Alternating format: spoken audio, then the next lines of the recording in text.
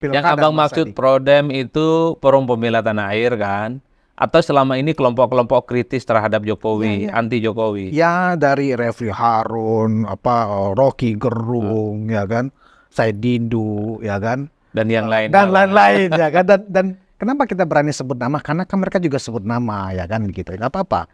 Nah, Mas Adi, ini teman-teman yang aktif di gerakan Forum Tanah Air misalnya, itu kan sebenarnya teman-teman aktivis ya. Mereka juga adalah seorang akademisi. Tetapi kenapa ya? Hampir 5 atau 10 tahun mereka aktif bersuara di ruang publik ya, tetapi kok tidak ada resonansinya sampai ke akar rumput, ya kan? Apa karena ini bentuk kelemahan dari gerakan politik berbasis aktivis selama ini yang hanya mengandalkan cuap-cuap, ya, tidak langsung bersentuhan dengan masyarakat, Mas Adi? Ya kalau kita membaca munculnya gerakan-gerakan politik besar ya, di negara-negara manapun termasuk di Indonesia, itu variabelnya banyak, Bang. Jadi harus ada kemampuan untuk mengorganisasi kelompok-kelompok masyarakat menjadi masyarakat yang kritis. Itu kuncinya. Jadi ada mobilisasi bagaimana gerakan itu dimunculkan dan ditimbulkan sebagai sebuah gerakan protes. Entah itu kalangan buruh, kalangan aktivis, mahasiswa, kemudian kelompok-kelompok pro-demokrasi lainnya. Nggak bisa mereka itu hanya dijejali dengan informasi-informasi yang ada di medsos, nggak bisa. Tapi gerakan politik itu di-organize. Gerakan politik itu memang harus terjun langsung ke bawah. Nah, kalau kawan-kawan yang selama ini kritis ingin membangun sebuah gerakan politik yang besar, nggak bisa hanya ngomong di YouTube dan podcast, Bang. Jangan merasa bahwa omongan di podcast dan YouTube itu bisa menggerakkan begitu banyak kekuatan politik, nggak bisa. Kalau hanya dengan YouTube dan podcast itu mampu menggerakkan gerakan politik yang besar, mestinya jagoan mereka yang diusung dalam Pilpres menang, Bang. Iya. Karena daya jangkaunya banyak. Tapi sebagai sebuah gerakan politik, gerakan sosial, gerakan-gerakan ke bawah, live in bersama mereka, itu menjadi penting. Munculkan kelompok-kelompok kritis yang sadar bagaimana persoalan kebangsaan ini tidak baik-baik saja. Munculkan masyarakat-masyarakat yang berani dan agresif. Ketika ada persoalan-persoalan serius di negara ini nggak tuntas, mereka harus berbunyi. Ormas, kelompok-kelompok mahasiswa, kelompok-kelompok Cipayung, buruh, nelayan, petani, sentuh mereka yang selama ini memang tidak terjangkau dengan jaringan-jaringan podcast dan medsos gitu. Jangan pernah merasa bahwa gerakan politik itu hanya selesai dengan podcast dan YouTube. Nggak bisa, Bang. Itu penting ya untuk mengubah mental model. Itu penting untuk menginjeksi bagaimana nilai-nilai perjuangan dan sikap kritis, iya. Tapi gerakan politik itu harus yang mengomando di depan. Siapa yang ambil tongkat komando, 5 langkah revolusi ke depan, memimpin barisan perlawanan, dia akan mampu melakukan gerakan sosial. Tanpa itu semua nggak bisa, Bang. Seperti abang dan kita-kita, penikmat YouTube, penikmat podcast. Apakah setelah kita nonton podcast dan YouTube sesuai dengan selera kita, kemudian kita akan melakukan sesuatu? Enggak, Bang. Harus ada yang merajut tali temali. Orang-orang yang tidak puas, yang tidak respect, yang tidak nyaman dengan kondisi saat ini, bersatu, berkumpul, dan bergerak.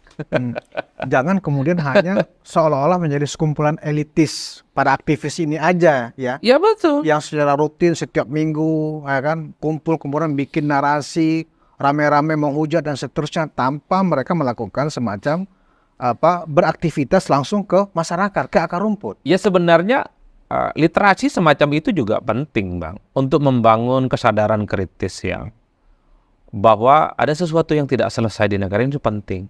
Tapi kalau berharap gerakan ini menjadi besar, menjadi snowball, itu nggak selesai hanya ngomong di YouTube dan medsos.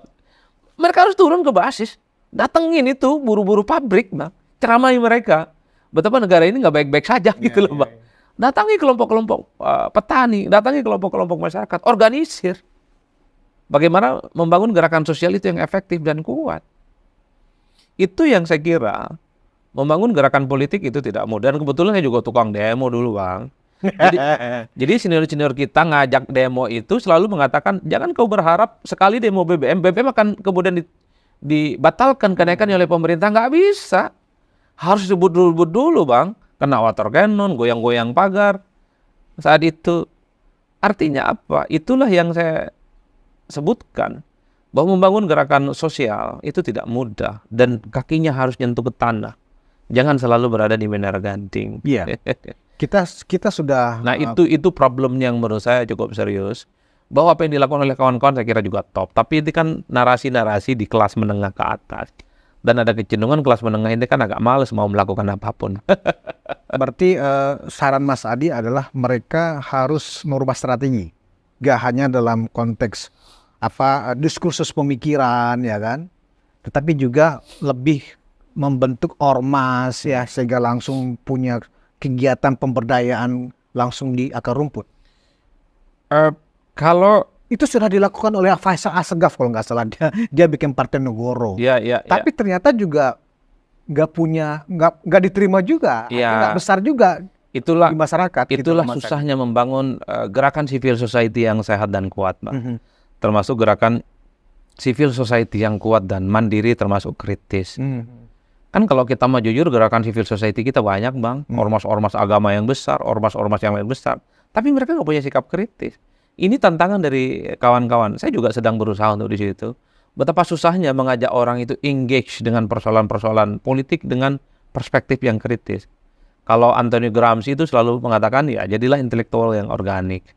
Bukan hanya pintar, bukan hanya cakap, bukan hanya cerdas pada level kognitif dan intelektualisme, tapi yang paling penting adalah gagasan itu punya kaki-kaki di bawah. Untuk melakukan resistensi, perlawanan, mengorganisir basis massa di bawah. Nah, problem kita per hari ini, mengorganisir orang-orang di bawah itu nggak gampang. Hurrah!